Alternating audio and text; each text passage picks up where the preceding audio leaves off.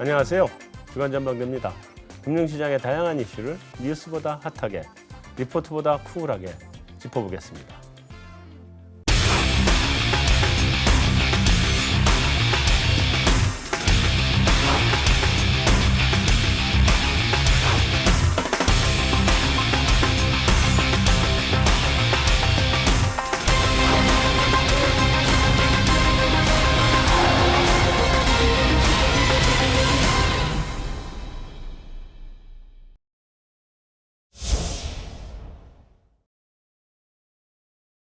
네, 안녕하세요. 네, 반갑습니다. 안녕하십니까. 네. 네.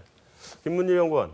예, 이제 2분기 어닝 시즌이 끝난 거죠? 아직 다 나왔죠? 그렇습니다. 네, 그래서 이번에는 우리 2분기까지 어닝 시즌에 대한 기업 실적을 한번 재점검해보고 3분기에도 또 어닝 서프라이즈가 나올 건지 좀 살펴보고 또 한 가지는 뭐 2분기까지 어닝이 굉장히 많이 늘었다고 함에도 불구하고 일부 섹터에 편중된 거잖아요. 나머지는 뭐 안 좋았던 데들도 굉장히 많이 있었던 것 같아요. 뭐 마이너스 난 데도 많이 있고 그래서 그런 그 섹터별로도 좀 한번 좀 점검을 좀 해보고 하는 시간을 갖도록 하겠습니다. 자, 그래서 2분기 실적 시즌에 대해서 돌아가면서 한마디씩 난 이번 2분기 실적의 특징적인 거를 이렇게 평가해 볼 수 있겠다. 한마디씩만 하세요. 왜냐면 김문영은 너무 많이 얘기하지 마. 앞에서 먼저 얘기 시작하는데 너무 많이 얘기하면 뒷분들이 할 말이 없어. 예, 알겠습니다. 딱 한 가지만 딱 어떻게 평가를 하세요? 우선 그 2분기 실적이 좋았던 이유는 특히 그 원자재 가격이 오르면서 이게 수출 단가가 상승했습니다. 네. 그 물량 자체는 크게 변하지 않았거든요. 근데 이런 그 3분기에도 원자재 가격 상승세가 지속될 거냐 그런 점을 감안하면 전 지속될 수 있다고 보고요. 그 대답은 그 달러 인덱스가 하락할 거라고 보기 때문입니다. 네. 이제 최근 5년간 그 달러 인덱스와 그 원자재 가격의 상관계수가 마이너스 0.8이 넘거든요. 네. 이제 달러 인덱스가 떨어진다고 감안한다면은 원자재나 그 반도체 가격이 또 3분기에도 반등하면서 실적 또한 좋을 걸로 보고 있습니다. 그럼 결국은 2분기까지는 물량이 늘어나는 것보다는 가격이 올라가서 실적이 좋았다. 그렇습니다. 물량은 안 늘었는데 가격이 올라갔다 그러면 수익성도 좋아지는 거겠네요. 그렇습니다. 그럼 뭐 1,000원 하는 거 2,000원에 팔면 1,000원은 다 남는 거니까. 그렇습니다. 알겠습니다. 자, 우리 김성훈 그 팀장님이신가요? 네, 맞습니다. 네, 팀장님. 네. 뭐 대표적으로 이제 1분기에 이어서 뭐 IT와 금융업종이 이제 2분기 실적을 계속해서 주도를 했다고 생각이 되는데 네. 뭐 대표적으로 삼성전자라든가 하이닉스의 영업이익률을 우리가 따져보면은요, 뭐 SK 하이닉스가 대표적으로 45% 정도의 영업이익률을 달성을 했습니다. 아까 말씀드렸듯이 1,000원 팔아서 450원 남는 아주 가장 큰 실적이 이제 남는 장사를 했다라고 볼 수가 있는데 거기에 더불어서 은행 업종들 그리고 증권 업종들의 영업이익률을 따져보면 30% 이상의 영업이익률을 확보를 했다는 점에 대해서 이 실적에 대해서 2분기를 가속화시켜줬고 거기다가 또 한 가지만 더 플러스를 시키자면은 우리가 이 화학 업종을 일단 2분기 실적으로 이 긍정적인 비율을 우리가 빼놓을 수가 없고요. 거기에 따라서 3분기까지 우리가 이 주도 섹터로 우리가 선택을 할 수가 있는 부분이라고 생각이 됩니다. 네. 자, 우리 김문희 연구원은 그 수출 쪽에서 물량보다는 수출 단가가 올라가면서 기업 실적이 좋았다. 그렇습니다. 우리 김성훈 팀장님은 그거를 안으로 들어가다 보면 섹터별로 IT가 좋고 은행하고 증권 섹터가 좋았고 그다음에 소재 쪽이 상당히 좋았다. 네, 뭐 이런 말씀이시고. 네.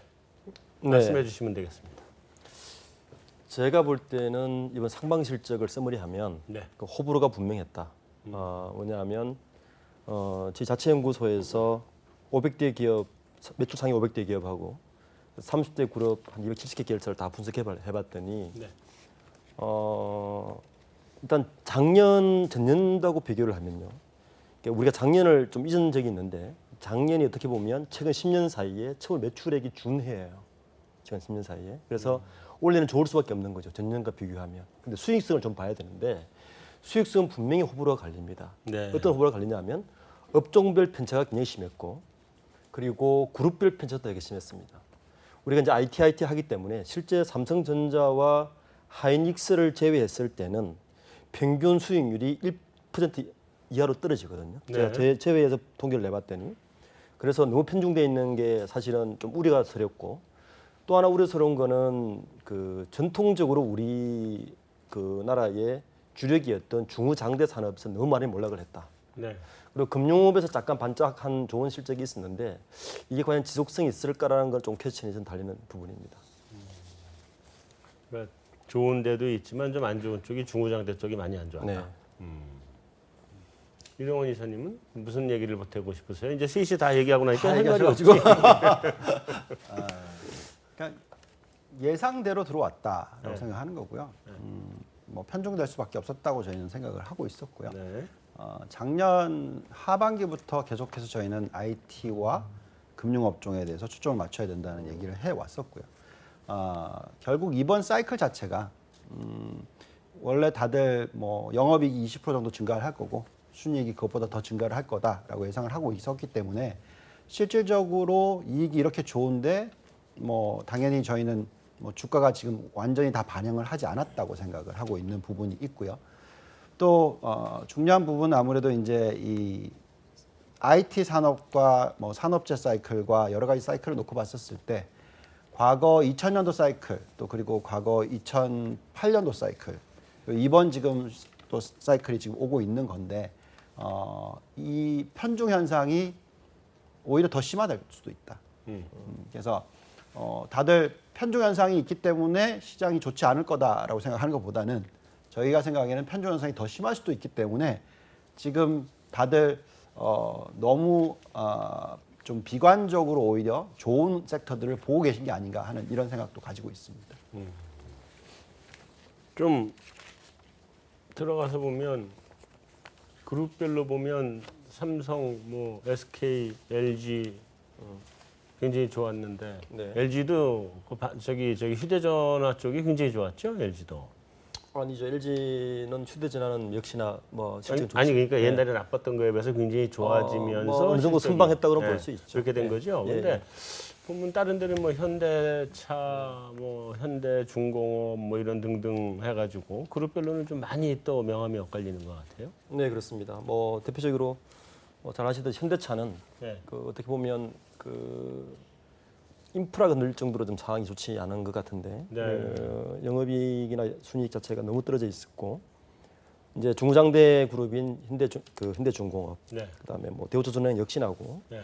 그 외에 이제 뭐 다른 그룹들도 SO일 같은 경우도 영업이익 확률이 되게 좋지가 않아요. 많이 떨어졌어요. 왜 그러죠? 거기 이제 돈 많이 벌던데. 증감률을 보면 네. SO일도 뭐 그렇고 오히려 이제 그 그룹도 보면 삼성그룹과 SK그룹을 제외하고 나면 그래서 좋지 않은 거고 SK그룹도 잘 보면 SK그룹의 계열사 중에서 SK하이닉스를 제외하고 통계를 다시 뽑아보면 네. 오히려 마이너스 3.5%로 떨어졌어요. 그러니까 SK도 하이닉스 혼자만 좋다. 이제 한 좋은 거죠. 너무 많은 커버리지를 했어요. 네. SK하이닉스의 영업이익이 SK그룹 전체 영업이익이 약 85%를 차지했기 때문에 네. SK그룹도 아마 내부적으로는 네. 호질적이지만 고민이 있지 않겠나라는 생각이 듭니다. 유동원 이사. 이러면 SK그룹의 다른 주식들 팔고 공매도 치고 그 돈 가지고 하이닉스 사면 되나? 만약에 그렇게 하실 수 있다면 그게 맞겠죠? 아 그런 거죠? 네. 그러니까 지금 계속 말씀을 드리는 부분인데 네. 지금 우리가 뭐 우리 산업 자체가 굉장히 많이 분산이 돼 있다 보니까 네. 뭐 어느 쪽이 좋고 어느 쪽이 안 좋다 얘기가 나올 수 있죠. 그렇지만 기억하시겠지만 2008년도 붐 사이클 나오고 또 크래시가 오고 나서 또 2009년, 10년, 11년 이때 전체적인 사이클을 보시면 뭐 차화정이라고 해서 그렇죠. 뭐 막 끌고 갔지 않습니까? 그때 상승폭을 보시면 뭐 어마무지한 상승을 했죠. 네. 주식 가격으로 놓고 보면은 대부분 주식들이 막 5배에서 10배, 뭐 심지어는 현대중공업 아마 50배 올랐나요? 뭐 그런 사이클들이 나왔었습니다. 네. 근데 지금 그건 당연히 그때는 이제 공급이 많이 늘었고 실적이 좋았고 그런 사이클을 한번 겪었기 때문에 당연히 실적이 좋아질 수 없죠.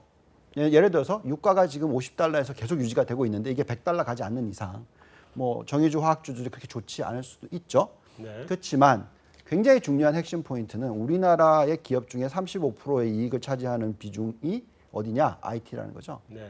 근데 이 IT 사이클은 고점이 과거에 2000년도에 피크를 치고 거품 붕괴가 일어났고 지금 거의 20년 만에 오는 사이클이라는 거죠. 네.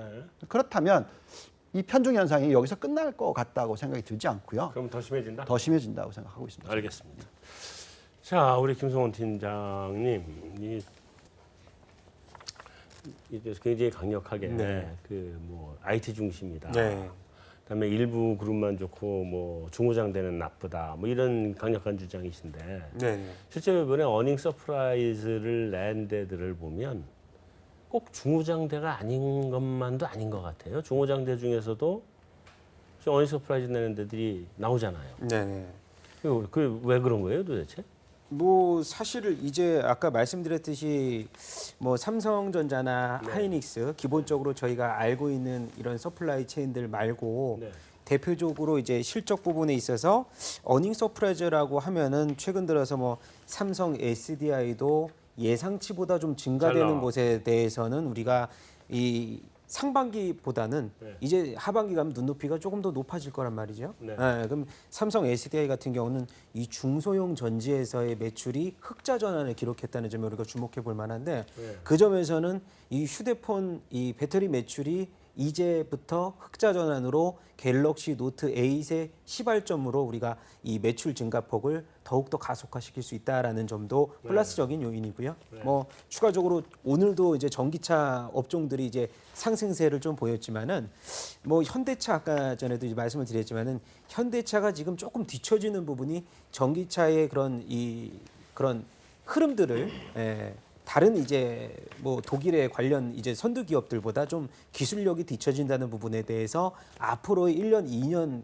이후도 사실 이제 전기차 흐름들이 좀 빠른 트렌드로 성장할 수 있는 그런 트렌드를 좀 뒤늦게 따라간다는 흐름으로 우리가 생각을 해봤을 때는 아직까지 저희가 이제 하반기 흐름으로 섹터 흐름을 좀 잡자면은 아까 말씀드렸던 IT 흐름, 뭐 4차 산업혁명에서 지금 반도체에 들어가는 얼마 전에도 인체 이렇게 삽입을 하는 반도체도 우리 여러분들이 다 이제 다큐멘터리를 통해서 보셨을 텐데 모든 부분에서 이제 반도체의 이 사물 쪽에서는 다 흡수가 된다는 말이죠. 그래서 기본적으로 IT는 깔고 들어가더라도 그 와중에 우리가 좀 찾아본다면은 원자재 가격이 지금 유가가 우리가 눈에 보이듯이 지금 상승세를 타는 업종들에 대해서 3분기가 눈에 띄는 종목들은 우리가 찾아볼 수 있는 쪽에서는 정유주 쪽을 지금 탄력도가 굉장히 이 모멘텀이 높아지는 흐름이고 거기에서 아까 말씀드렸듯이 화학에서 우리가 정유주로 넘어가는 타이밍으로도 추가적인 이런 이 주도권의 섹터를 우리가 찾아볼 수가 있을 것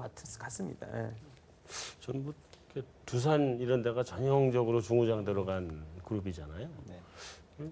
거기가 실적들이 꽤 좋아지는 것 같아가지고 이번에 그래서 그런 데는 왜 지금 얘기를 안 하시나 그러고 계속 지금 여쭤본 건데 얘기를 안 하시네. 사실 별로 안 이제, 좋은 모양이죠. 지금 뭐 중공업주들 좀 말씀을 좀 해보자면 네. 두산 인프로카어 같은 경우는 지금 공매도 물량이 거의 22% 이상 증가되면서 사실상 실적은 잘 나오더라도 네.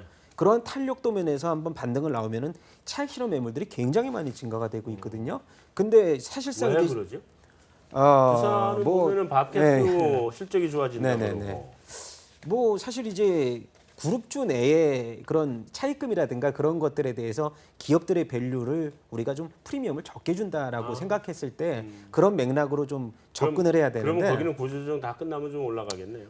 뭐 사실 이번에 이제 이 도래하는 차입금 같은 경우는 이제 만기도래 SH 같은 경우는 일단은 그 BW 발행으로 막아놨고요.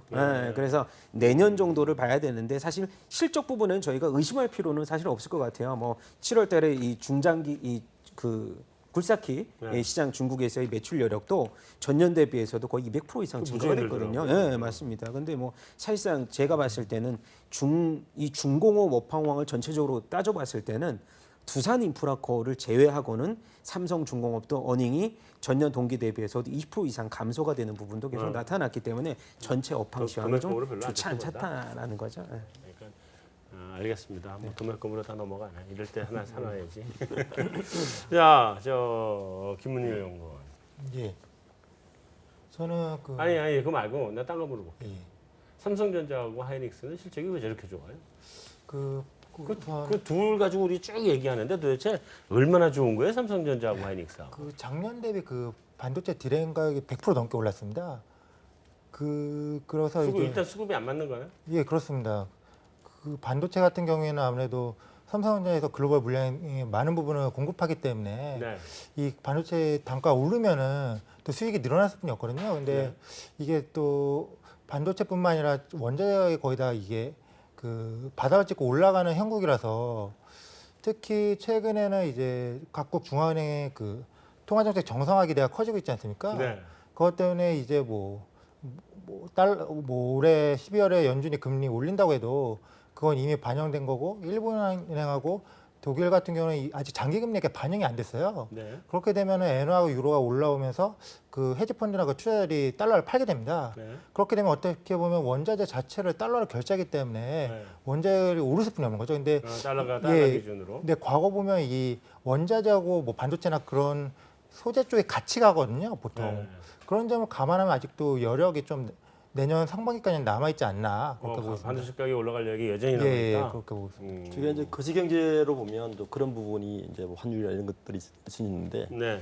실제로 이제 산업 트렌드를 보면 그 여전히 그 두 가지를 좀 짚을 수 있는데요. 한 가지는 지금 우리가 4차 산업 이야기하지만 우리가 IoT가 이제 현실적으로 되는 시점이 사실은 올 하반기 정도부터 아마 본격적으로 가속도가 붙을 거라고 예상을 하면 이미 네. 그 반도체 공급량 자체가 지금보다도 거의 익스포넨셜 함수로 늘어납니다. 필요량이. 네. 두 번째는 그런 수요량이 급격하게 증가하는 데 반해서 네. 반도체 공급체는 지금 그렇게 늘어나지 않았어요.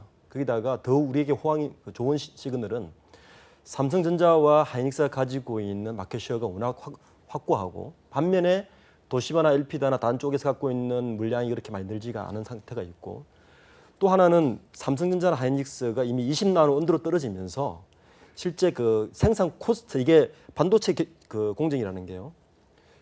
그 나노가 떨어지면 떨어질수록 생산 코스트는 4분의 1씩 줄어듭니다. 그러니까 수익률이 급격하게 증가하는 거죠. 네. 이 정밀화가 갈수록 삼성전자가 지금 몇 나노까지 가 있죠? 20나노까지 가 있죠. 20나노까지 가 플래시가. 있죠. 10대 안 내려가. 예, 그러니까 이게 너무 좋은 호시질인 거죠.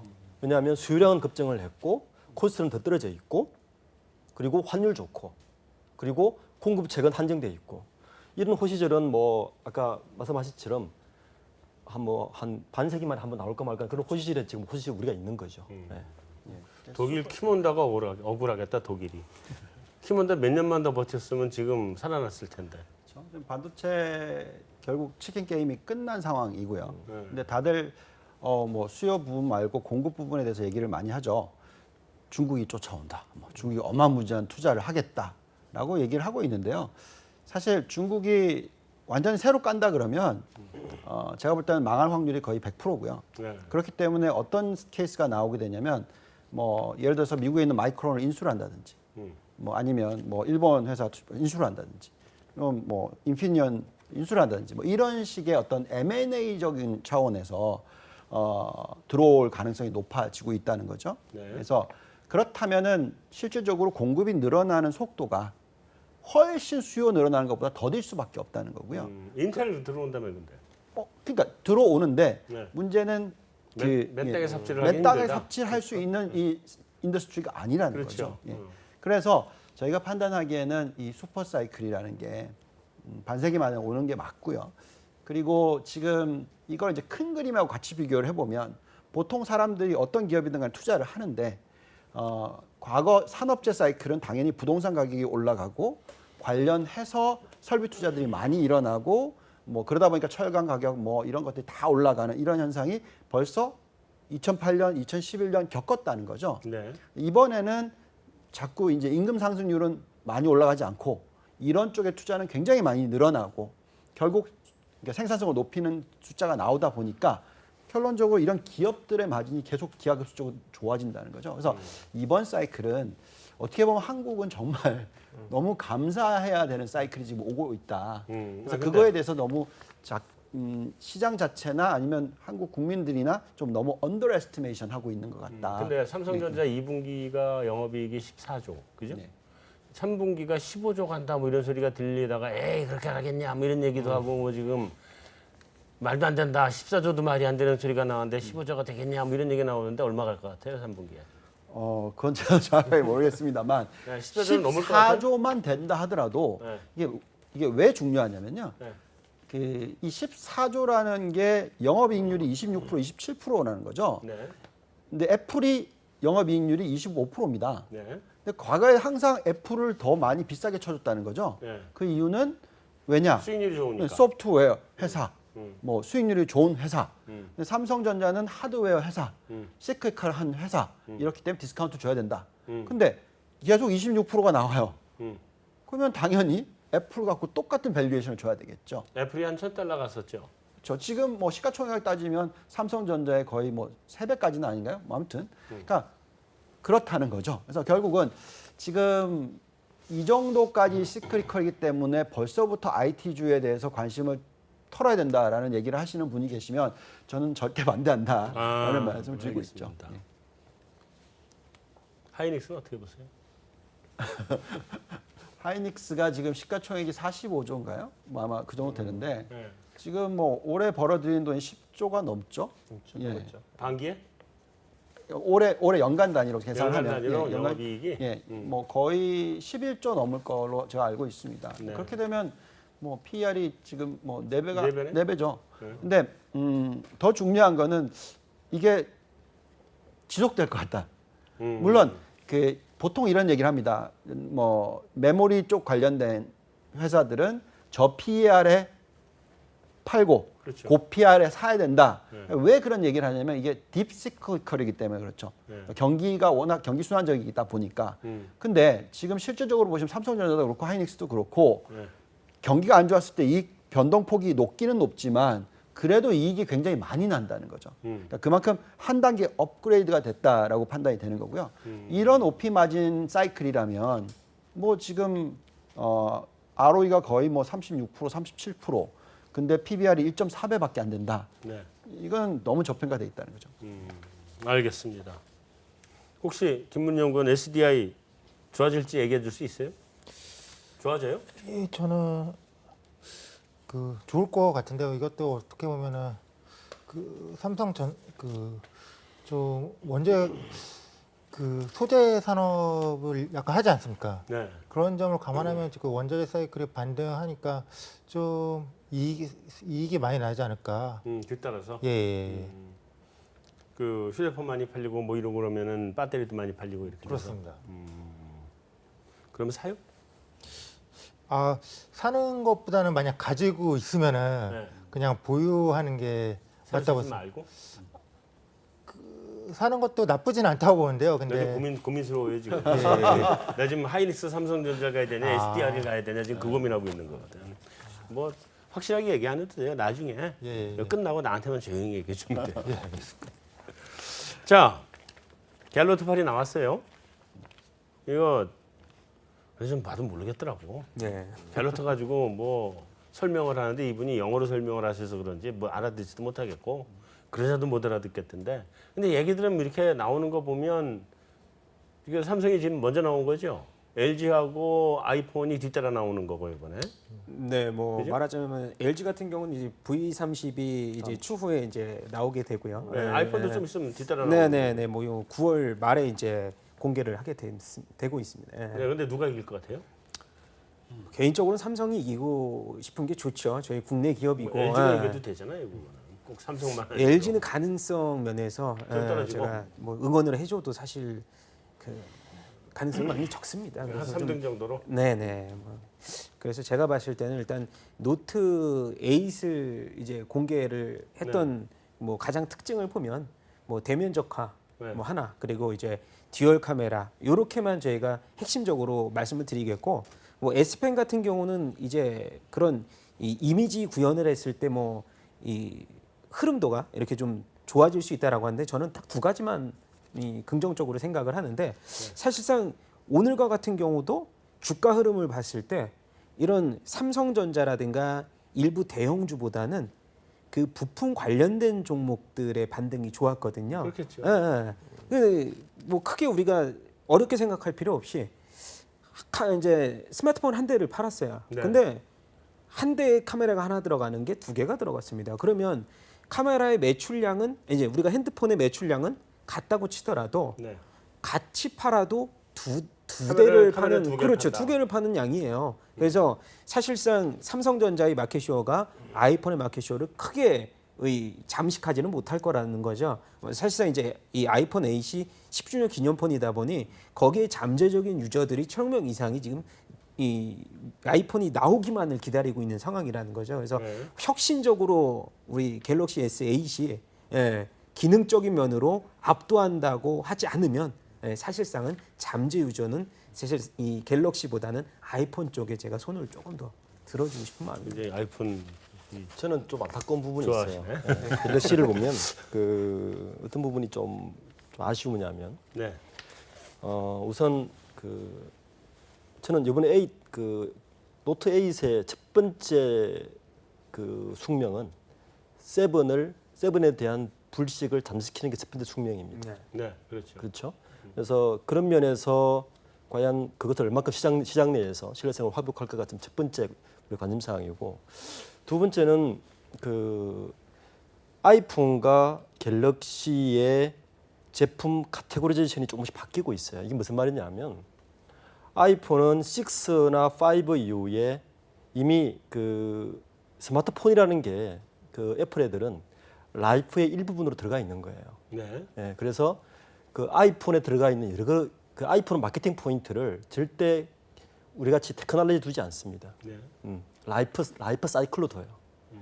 그런데 우리 갤럭시나 LG의 뭐 그 스마트폰을 보면 네.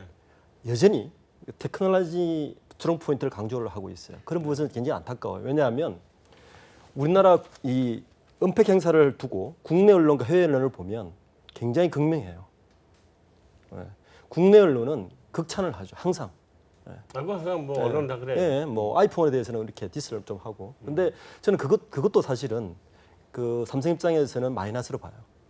정확한 평가를 내려줘야 되는데. 그래서 노트가 저는 굉장히 참패를 당한 거고.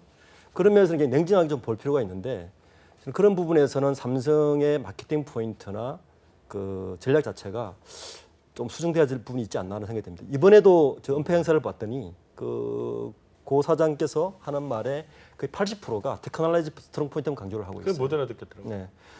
근데 그 테크놀로지 스트롱 포인트는 이미 유저들에게 그렇게 중요한 포인트는 아닙니다. 네. 그래서 그런 부분에서는 좀 아쉬운 부분이 저는 생각했습니다. 네. 유이사님, 그 2분기에 네. 삼성이 지금 아이폰을 뒤집었다는 거 아니에요, 그죠? 네. 판매량에서. 이번에 지금 얘기에 이어서 그것까지 보태서 한번 얘기를 해주시라고. 예, 그러니까 뭐 제가 IT 엑스퍼트는 아니지만 네. 큰 사이클을 놓고 봤었을 때 지금 삼성전자의 저는 삼성폰 유저로서 아이폰은 제가 싱가포르에 있을 때 아이폰 유저였고요. 근데 어쨌든 다른 시스템을 쓰는 거죠. 네. 근데 뭐 어떻게 보면 노트 7이 문제가 있어서 거기에 대한 선크 코스트가 일어났었지 않습니까? 네. 그래서 엄청난 손실이 있을 거다라는 얘기를 했었고 이거는 더 이상 못 만들 거다라고 얘기를 했었는데 네. 제가 그 아이폰 7 재고 물량을 산 사람 중에 하나거든요. 네. 아이폰이 아니라 죄송합니다. 노트 7을. 네. 근데 그 재고를 다 털었어요 벌써. 네. 그렇죠? 그리고 노트가 나옵니다. 8이 나옵니다. 네. 무슨 말이냐면 이거는 사실 엄청난 이미지가 망가질 거라고 예상을 했던 게 단 6개월 만에 네. 잘 다시 먹겠어. 그렇죠. 그건 저는 엄청난 마케팅 능력이라고 저는 판단하고요. 그렇죠. 사실. 그래서 물론 애플이 훨씬 마케팅을 잘합니다. 뭐 그건 당연하죠. 뭐 아무래도 그 과거 CEO의 멘탈리티 자체가 마케팅 위주의 회사이기 때문에 그렇다고 보시면 될 것 같고요. 그렇지만 테크놀로지 부분에 있어서 우리나라가 뒤떨어지지 않는 부분이다 보니까 자꾸 그렇게 강조를 하는 모습이지 않을까라는 생각이 들고요.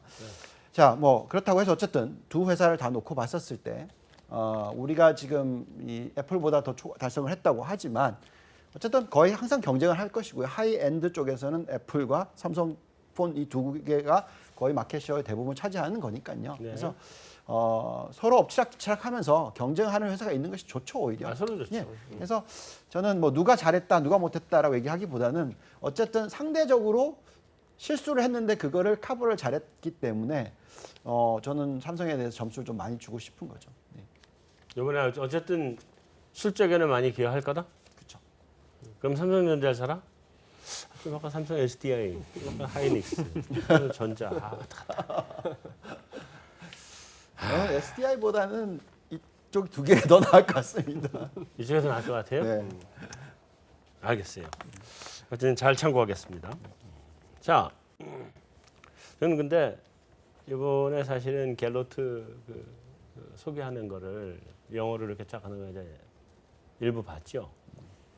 제 개인적인 소견을 말씀을 드리면 옛날에 블루오션 전략이라고 하는 전략이 있었어요. 아주 공전의 히트를 쳤죠. 근데 그 내용이 뭐냐면 테크놀로지 차원에서 너무 멀리 가게 되면 사용자는 그걸 다 사용을 어차피 못 하거든요. 아주 일부밖에 사용을 못 해요. 그래서 예를 든 게 뭐냐면 시계인데 그 워터 리지스턴스 시계, 방수 시계예요. 근데 일반인들이 방수 시계 차고 수심 10m 들어갈 수 있는 정도 방수면 아무 문제 없는데 100m, 200m 방수 시계를 판단 말이에요. 값은 한 뭐 몇 배 비싸. 이게 필요한 거냐는 거죠. 결국 이게 다 망하고 그래서 결국은 수심 10m짜리로 돌아간다는 얘기인데 요즘 우리 삼성전자하고 다음에 아이폰하고의 이 차이를 놓고 보면 우리 그 CEO 스코어의 박 사장님께서 말씀하시기에는 오히려 더 좀 들어야 될 필요가 있는 부분 아닌가 하는 생각이 드는 게 아이폰은 기계 이거 설명 별로 안 하잖아요. 대신에 속에 보면 뭐 건강에서부터 이런 앱들이 아주 쓰기 좋게 돼 있거든요. 근데 삼성 거는 그게 쓰기 불편하지 않아. 유저 프렌들리하지 않아요. 속에 기능들이. 그러니까 제 판단은 그거예요. 똑같은 건데 삼성은 원래 기술 베이스로 물건을 만드는 쪽으로 올라온 데고 아이폰은 돌아간 누구죠? 스티브 잡스가 이거를 기계의 관점에서 본 게 아니라 소프트웨어의 관점에서 보고 또 시작도 그 전에 그 MP3 플레이어부터 시작을 해서 음악을 실는 거를 생각을 해서 온 거고 이쪽으로 발달해 오다 보니까 그 속에 채워지는 콘텐츠가 더 중요하다고 생각해서 그쪽으로 가는 거 아닌가 하는 생각이 기본적으로 들기는 해요. 제가 말을 좀 더 붙이면 네. 삼성전자와 애플은 같은 스마트폰이라는 카테고리 상품을 생산하고 있지만 사실은 전혀 다른 회사로 볼 수도 있어요. 왜냐하면 업의 본질로 보면 애플은 아까 말씀하셨지만 그 업의 본질 자체가 스티브 잡스와 워지니아기 회사를 만들 때 개인의 자유를 극대화하는 그러니까 76년 당시에 히피 문화 같은 인을 받아서 그런 부분을 시작해서 특징이 뭐냐면 개인의 자유를 보호하는 그래서 회제적인 소프트웨어를 운영을 하죠. 그리고 단순화 인간과 기계와 인터페이스를 최소화시켜야 된다. 그 인터페이스의 최소화 그리고 상품의 엑셀런스 이 세 개를 가지고 있는데 삼성은 제가 오늘도 외신하고 인터뷰를 했지만 삼성은 업의 자체가 테크놀로지 리더십 위주의 업의 가지고 있어요. 그래서 테크놀로지를 R&D를 통해서 우월한 테크놀로지를 바탕으로 해서 전 세계적인 서플라이 체인 매니지먼트를 확고해서 그걸로 코스트 다운을 시킨 전략을 가지고 있기 때문에 뭐 제가 볼 때는 그런 차원에서는 전혀 다른 상품을 하고 있지만 어쨌든 뭐 그런 경력하고 있는 거죠. 그럴 수 있죠. 이제 애플보다 삼성전자가 잘 되길 빌어요, 그래도. 네. 자, 좀 이제 우리 업종을 좀 바꿔서 금융 업종이 왜 이렇게 어닝 서프라이즈가 나왔어요? 난 도대체 우리은행이 저렇게 주가가 비싼 건 생전 본 적도 없고 그냥 막 오르단 말이에요. 예, 우선 상반기 같은 경우에는 이제 유럽 조안에 일본은행이 이제 자산 매입 축소 기대감이 좀 커지지 않았습니까? 네네. 또 연중 금리 인상 이슈도 있어서 글로벌리하게 이게 금리가 좀 반등했습니다. 그것 때문에 아무래도 은행 업종 같은 금리가 오르면 수익성이 개선되지 않습니까? 네. 그래서 그게 우리나라 은행만 오른 게 아니라 전 세계적으로 보면은 유럽도 그렇고 다 올랐거든요. 그러니까 보통 주식이 그러니까 여러 가지 변수가 있지만 최근에는 거의 절반 이상이 거의 매크로 트렌드에 따라가거든요. 네. 그래서 앞으로도 뭐 이제 내년 상반기까지는 이제 이 자산 매입 그 중앙은행 정상화 기대가 커지냐 아니면 네. 작으냐 그거에 따라서 이런 특히 은행 같은 경우에는 이 수익성이나 그 주가 흐름이 결정될 가능성이 높은 상황입니다. 그럼 앞으로도 계속 좋아져요? 저는 개인적으로 이제 그 연준이 12월에 금리를 올리면서 네. 유럽 중앙이나 일본은행이 자산 매입 축소할 걸로 보고 있습니다. 그 이유 자체는 최근에 그 달러 인덱스가 올해 같은 경우는 103에서 현재 93까지 거의 10%가 빠졌거든요. 그래서 원자력이 최근에 구리도 2년 내 최고치고 대부분 그 CRB 커머스 지수가 오르고 있습니다. 그런 점을 감안하면은 현재 미국 소비자 물가가 7월에는 YOY로 1.7% 오르긴 했지만 네. 이제 머지않아서 이제 연준 목표에 가까워질 수 있습니다. 그렇게 되면 연준도 금리 인상이 너무 늦어지지 않고 그 유럽 중앙이나 일본은행 같은 경우에도 같이 그 동조화를 하면서 동참하고, 네. 이런 추세대로 갈 거라고 보기 때문에 중기적으로는 예 은행 좋을 거라고 보고 있습니다. 중기적으로는 좋다. 예, 그렇습니다. 아까 SDI는 사라고 안 하더니 은행은 사요? 예, 좋아지면 예, 사야 될 거 아니야? 예, 그렇습니다. 자 넘어가서 그 김성환 팀장님. 네. 이제 여태까지 어닝 쇼크를 보였던 게 꽤 여러 개 있잖아요. 뭐 네. 좀 에너지가 굉장히 좋을 거로 생각했는데 생각 외로 별로 한참 좋더니 별로 네. 안 좋았고, 그다음에 이제 뭐 사드 악재 터진 데도 있고 네. 뭐 이제 꽤 있는데 그 중에 제일 먼저 그 현대차는 어떻게 봐야 돼요? 어떻게 될 것 같아요?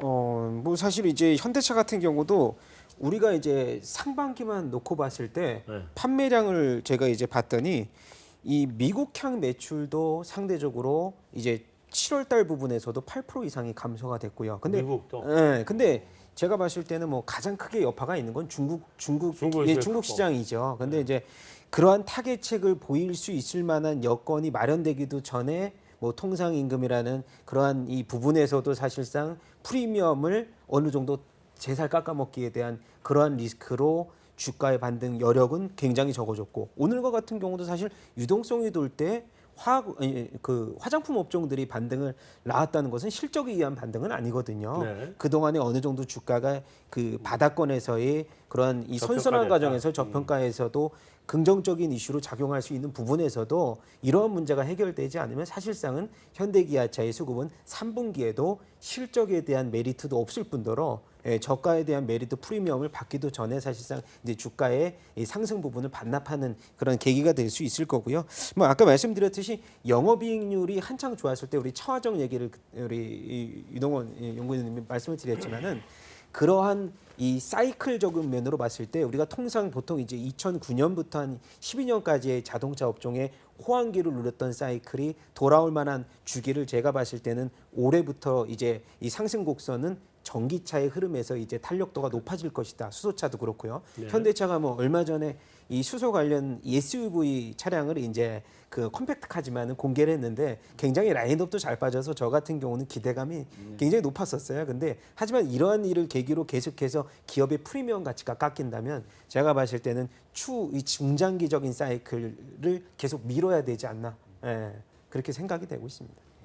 현대차는 제 생각에는 그 좀 구조적인 문제가 있어요. 왜냐하면 제가 그 이전에 글로벌 탑10 그 글로벌 자동차 업체들을 보면 현대차의 영업이익률은 항상 탑3 안에 들어갔거든요. 항상 BMW가 항상 1등이고 현대차가 9% 정도를 했기 때문에 그 이유는 현대차 그룹은 밸류체인 자체가 일관형을 다 가지고 있습니다. 제철부터 시작하는 제철, 모비스, 현대자동차, 판매, 그다음에 캐피탈까지 다 가지고 있기 글로비스도 때문에 가지고 있죠. 예. 운송까지. 그러니까 뭐 이 밸류체인의 그 A부터 Z까지 다 갖고 있는 거죠.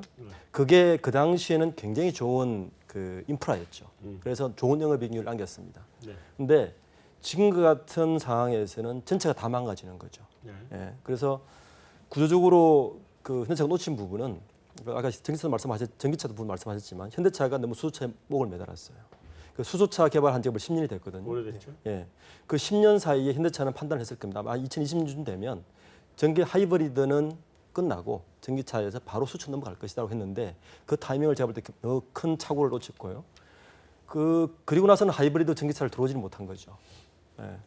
그래서 현대차는 제가 볼 때 이 구조적인 문제를 어떻게 타결할 것인가가 앞으로 쉽지 않을 되고 실제 지금 사드 이야기를 하지만 현대차가 중국 판매량이 전체 판매량의 한 10%밖에 되지 않아요. 네. 실제로는 미국 20%, 그다음에 남미, 유럽 이렇게 따져보면 중국차 영향이 물론 판매율이 47% 떨어졌다고 하지만 그게 그만큼 타격일 거냐. 내가 볼 때는 현대차가 물론 큰 타격이지만 그런 스스로의 구조적인 문제를 듣기 위한 언론 플레이도 될 수도 있어요. 저는 이런 시점에서 현대차는 그 구조적인 문제를 그냥 직시를 해야 이 부분을 빨리 타결을 할 것이다라고 생각됩니다.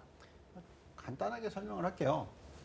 2011년이 그 흔히 말하는 산업재 사이클의 고점이었는데 그때 현대차가 제일 잘 나가면서 그 어마무지한 돈을 가지고 현대건설을 인수를 했죠.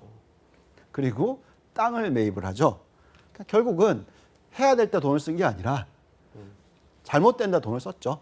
그래서 그거에 대한 후유증이 그냥 쉽게 지나가지는 않는다는 거죠. 그래서 저는 뭐 이 현대차 그룹에 대한 이 전략 자체는 2011년부터 쇼트 지금은 언제 매수를 해야 되는 타이밍을 잡기가 상당히 어렵다는 부분이 되고 있습니다. 그리고 실제로 또 하나의 악재가 있어요.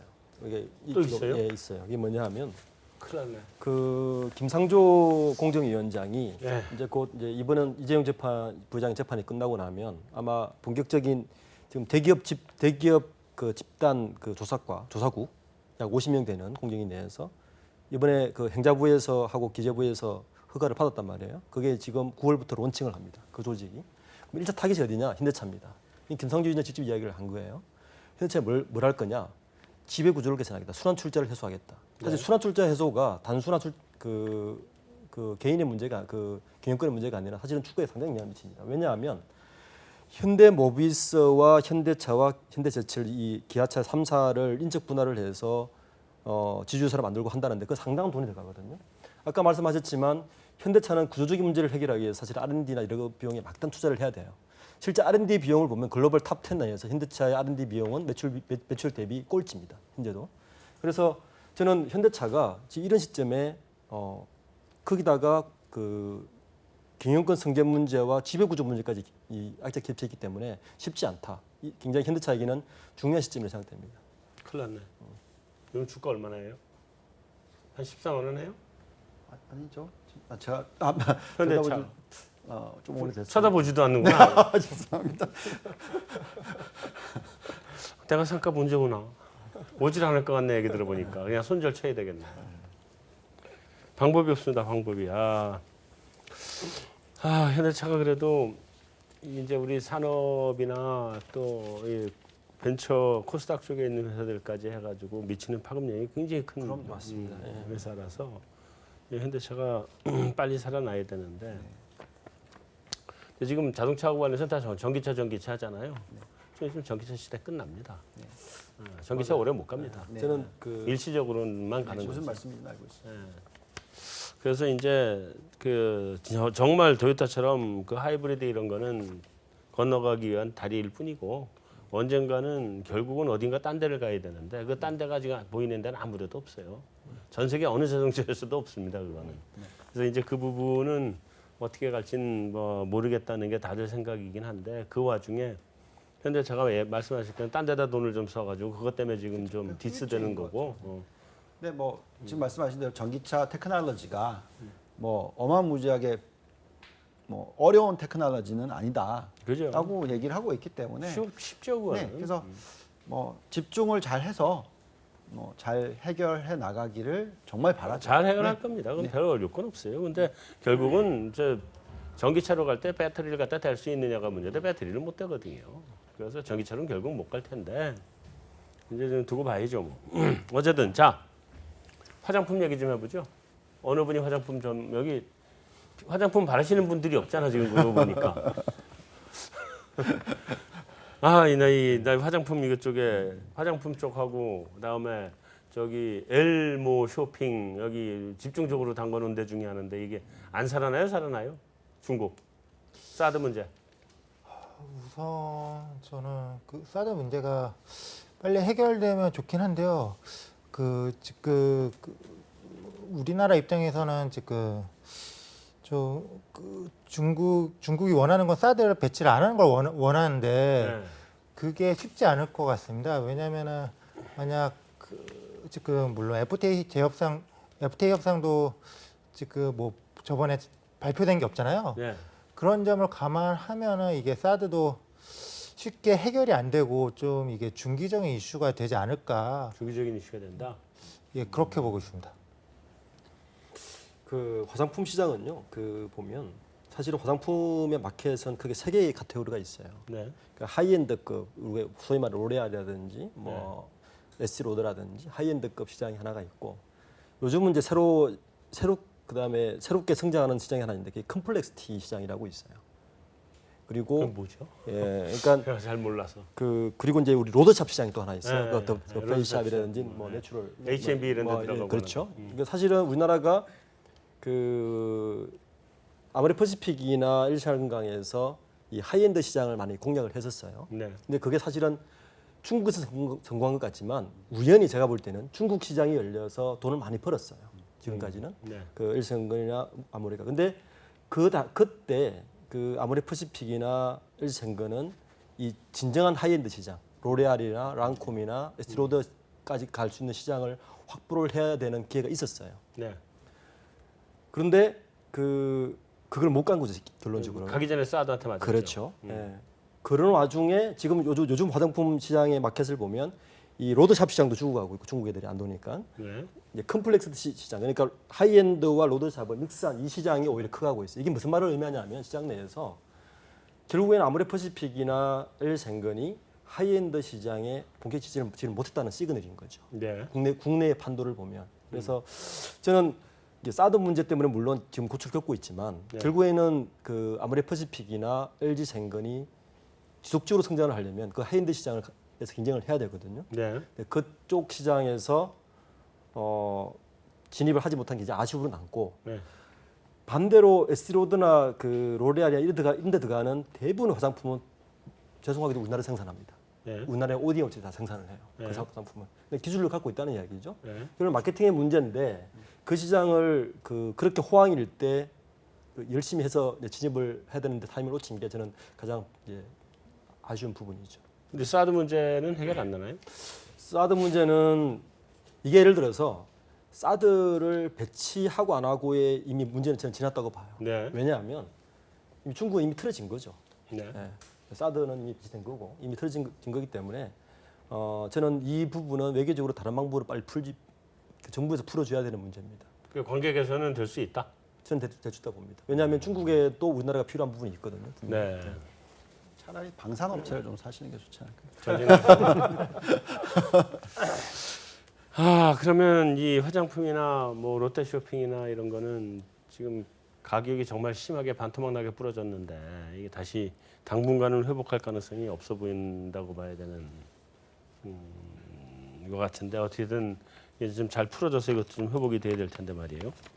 보면은 제가 이제 좀 한 가지 덧붙이자면 롯데쇼핑과 저희가 뭐 GS 홈쇼핑 얼마 전에 이제 예를 들면 오늘 같은 경우 GS가 이제 이 GS 홈쇼핑 지분을 한 6% 취득해가지고 제가 한번 검토를 해봤는데 GS 홈쇼핑 실적을 들여다보니까 사실상 이러한 롯데쇼핑과 같이 오프마켓쇼랑 분위기가 굉장히 틀렸거든요. 네. 네, 이쪽은 사실상 포트폴리오 부분이 이 모바일이라든가 온라인 부분에 굉장히 특화를 많이 시켜서 채널 부분을 다양하게 만들었어요. 네. 그래서 롯데쇼핑 같은 경우도 오프라인에 자꾸 목을 매지 말고 사실 중국에서 지금 뭐 25개 체인점이 철수를 했거든요. 네, 그래서 접근성을 다양하게 만들면은 사실상 어느 한 리스크에도 이 한쪽 부분에서 부러져도 다른 쪽 부분에서 살아날 수 있는 그런 이 관계적인 측면을 만들었을 때 좀 제가 봤을 때는 이 지금의 이런 실정보다는 좀 나아지지 않았을까 저는 그렇게 생각이 됩니다.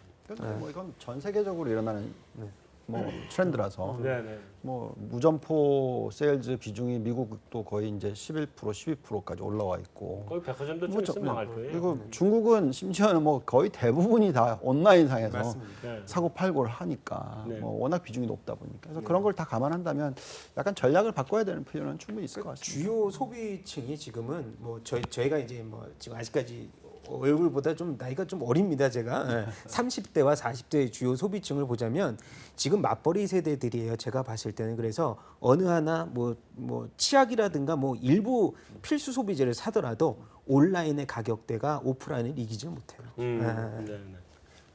그렇죠. 자, 어쨌든 자 넘어가서 정유주요. 좋아지려면 유가가 올라가야 되는데 네. 올라가요?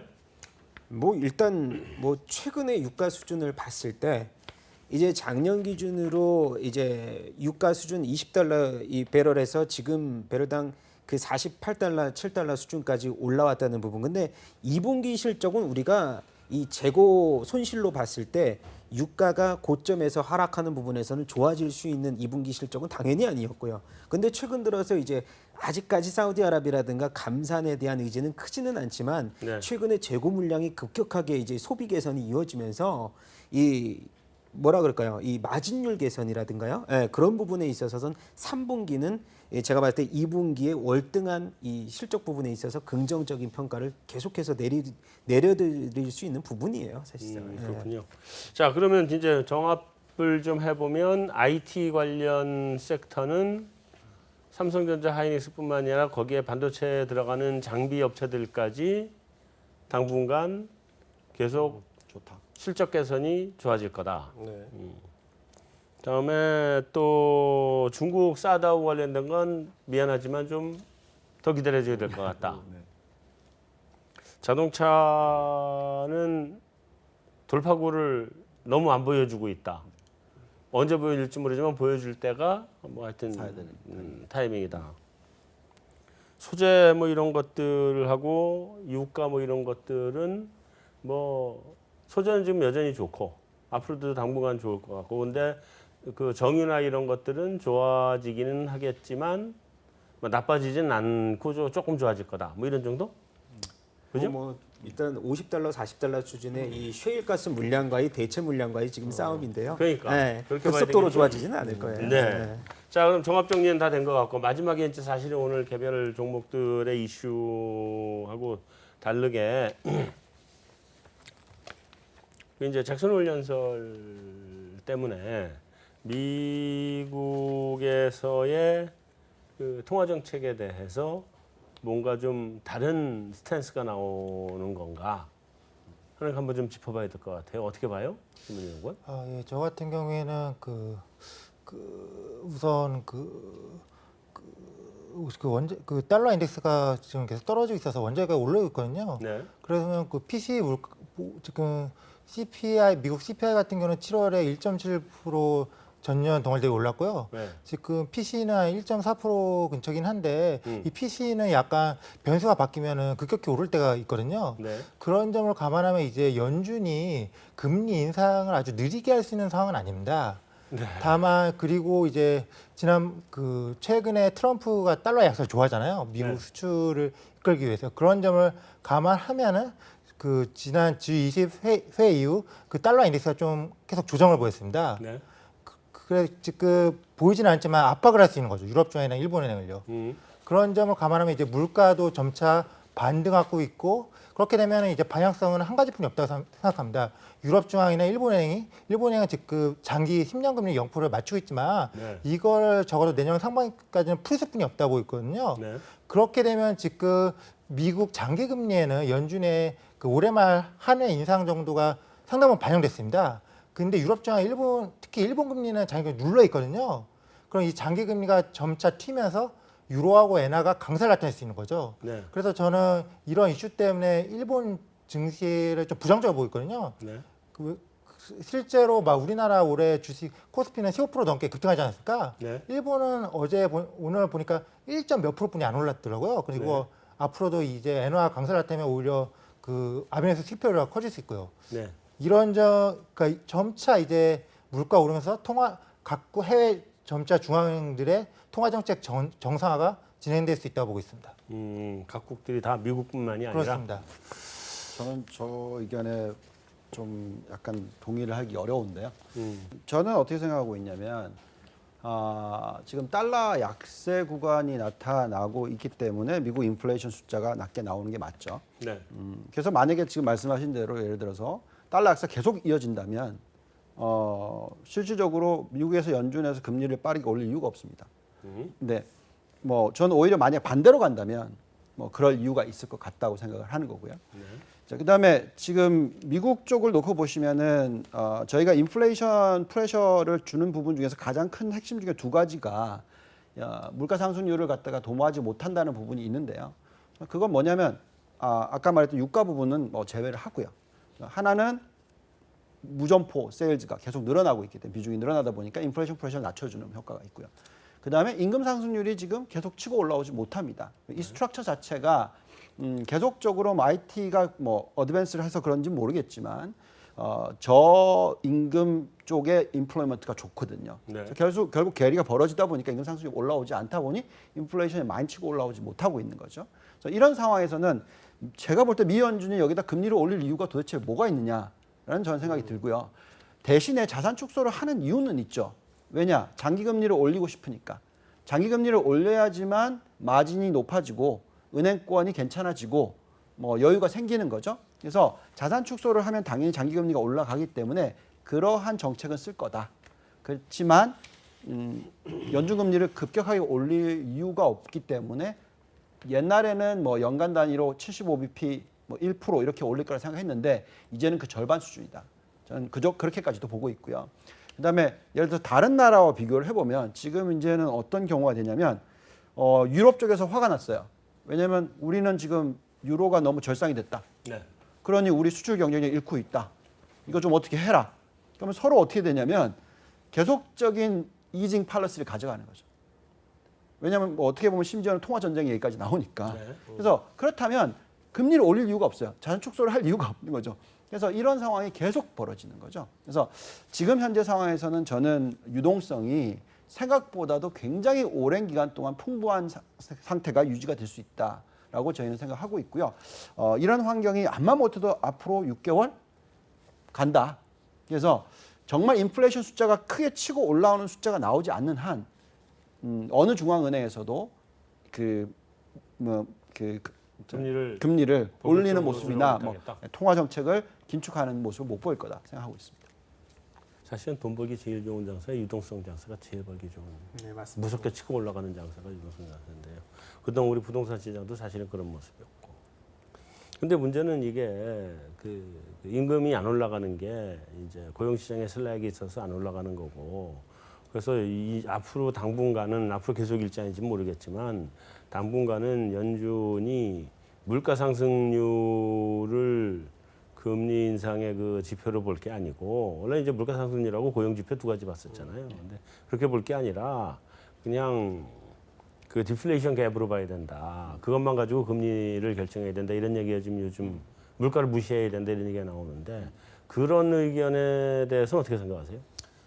지금 보면은 이제 금리 인상에 대해서 우리가 그 미국 시장에서 실적 추이를 좀 보자면 네.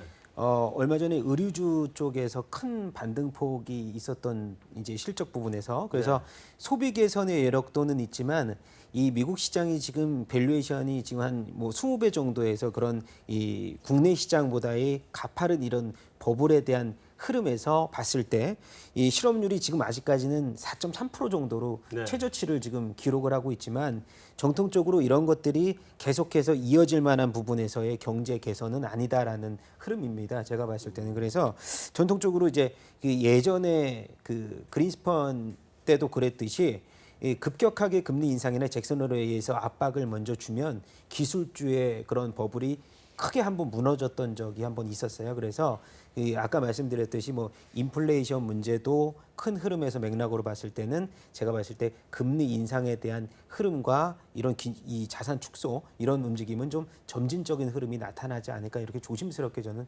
생각이 되고 있는 상황입니다. 그럼 잭슨 홀 미팅에서는 큰 그 서프라이즈를 줄 멘트는 나오지 특별한 않을 거다. 이슈는 저는 없을 것 같아요. 자, 김문일 연구원. 예. 이번 주 체크해야 될 이벤트나 뭐 지표나 뭐가 있어요? 예, 수요일에는 미국 GDP 발표가 있고요. 네. 목요일에는 한은 금통위가 있습니다. 월금통이요. 예, 이번에는 뭐 그 금리 동결이 거의 확정인데요. 네. 근데 뭐 만장일치 동결이라고 생각되지만 이제 한은 총재가 우리나라 경제를 어떻게 생각하는지 아니면 수출은 좋은 모습을 보이고 있지만 언제쯤 이제 내수를 회복하는지 그러한 멘트가 좀 우리 시장에 대한 판단 예, 시장에 그게 영향을 이제 줄 거라고 보고 있습니다. 궁금하다 이렇게 본다. 근데 사실은 금리 이번에 올릴지도 몰라요. 조심하세요. 왜냐하면 청와대에서 금리 정상적이지 않다고 얘기를 했거든. 기다려보세요. 어떻게 될지 알 수 없어요. 자, 메인 토크는 여기서 마무리하도록 하겠습니다. 외신 인사이드로 넘어갑니다.